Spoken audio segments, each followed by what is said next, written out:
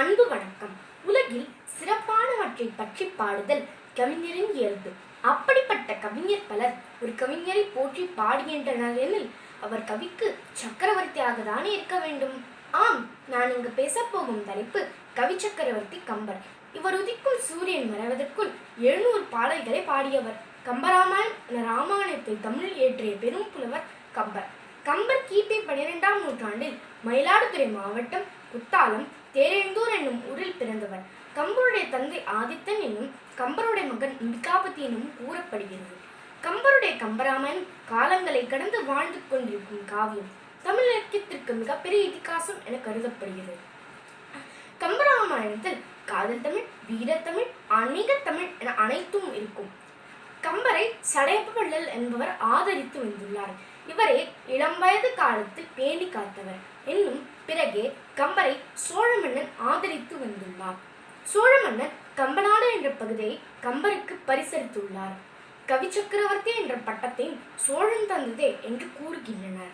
சோழ மன்னனுடன் ஏற்பட்ட பிணக்கின் காரணத்தினால் கம்பர் ஆந்திர நாட்டிற்கு சென்று தங்கியதாகவும் கூறுகின்றனர்.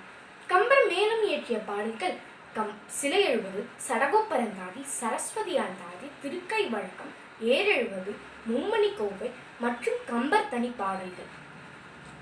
சிவகங்கை மாவட்டம் நாட்டரசன் கோட்டை அருகே உள்ள கருதுவட்டி என்ற கிராமத்தில்தான் 1000 ஆண்டுகள் பழமையான கம்பர் நினைவிடம் உள்ளது.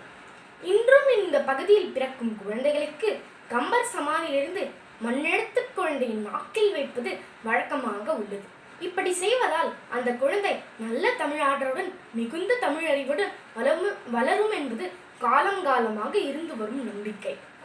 சிவகங்கை மாவட்டம் காரைக்குடியில் கம்பர் மணிமண்டபம் தமிழ்தாய் கோவில் அமைந்துள்ளது குறிப்பிடத்தக்கது.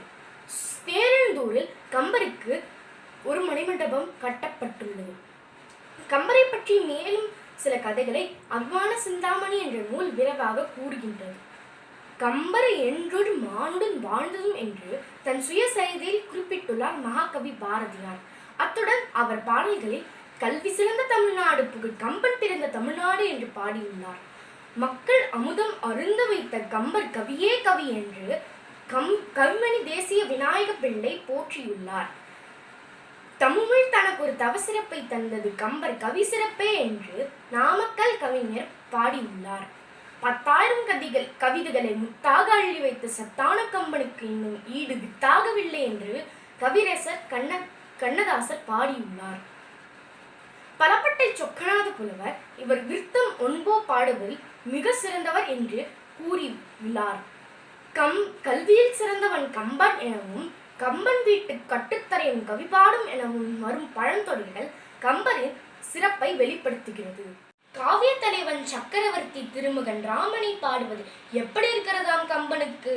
செயலறியா அலைகளுடைய பார்க்கடலை ஒரு பூனை நக்கியே குடித்து வற்ற வைத்து விடலாம் என்று பேராசைப்பட்டதாம். அத்தகைய ஆசையில் தான் நானும் ராமனை பாட நினைத்தேன் என்பார்.